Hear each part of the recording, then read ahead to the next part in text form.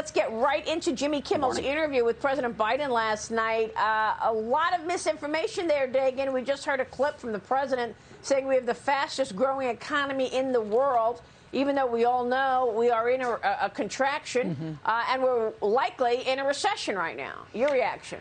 Biden said world, right, which is a tell. Right. It's what he always does when he repeats the word when he's about to say something that's not true, which is often. So I watched this TV foot rub, if you will. So you didn't have to. So the viewers didn't have to suck it up. And I can tell you, I was watching it with the expression on my face that I have when I'm sitting downwind from a hog farm, because much of it was painfully unfunny and even more painfully untrue. Jimmy Kimmel, living in his left-wing bubble, rich people bubble out in Hollywood, wanted to know, with the Democrats controlling the House, the Senate, and the White House, why hasn't more been done on his three pet issues: climate change, guns, and reproductive rights? While the majority of the country are facing runaway inflation, poverty, a lower standard of living like they haven't seen in 40 years or more. That was his focus, and it kind of went downhill from there. Yeah. Well, the other thing is the fact that he said world. I mean, the fact is China is growing faster than the U.S., okay? Now, we don't know if the Communist Party is making this stuff up, but the last reading had the Chinese economy expected to grow 8%, Mark, okay? 8% in China. And we're a contraction of 1.4%. So I don't know why he was emphasizing world so much. China's growing faster than the U.S. right now.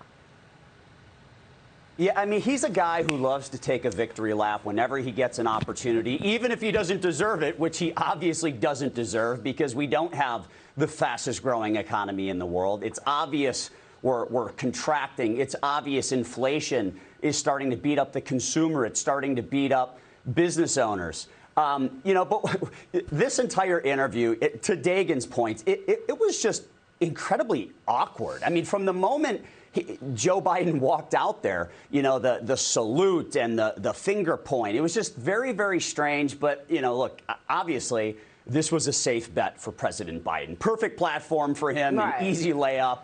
Jimmy Kimmel was not going to hold his feet to the fire, threw him softball after softball, and let him get away with these lies about economic growth. And once again, Maria and Dagen, you know, Joe Biden has proven that he has zero solution to fight inflation. You know, he's still bragging about, and he was still bragging about electric vehicles. When that was one of the things that he bragged about. Kimmel started the interview asking Joe Biden's permission to ask some serious questions. That kind of told you from the get-go where it was going to head. Well, this was a page out of Obama's book, right? After he said he voted for him dozens of times, and they would do that, right? They would do the slow walk of the news, right? Remember that one? Here's Biden last night on inflation. Watch. Inflation is the bane of our existence. Inflation is mostly in food and in gasoline at the pump. How many times do you think he blamed it on Putin, Dagen? You watched it. How many times did Putin's price hike come up? No comment whatsoever about all that spending, as they're continuing to try to push through another spending bill right now, despite 40-year high inflation. Right. He hit on that. So they're going to try to fix inflation, which was caused by spending and monetary policy, by spending more money. Yep. When he said our existence, again, that's his tell. He means that inflation is the bane of our existence. As a politician, he doesn't care about the American people. Clearly, he doesn't care about record high gasoline prices, another all-time high today for gas and diesel. He's just worried about the political fallout come November. And is it too much to ask that he get Kyrsten Sinema's name right? He can't even pronounce the name of a senator of his own party. That's who's leading the country. Oh, we talked about wind pumps, not heat pumps.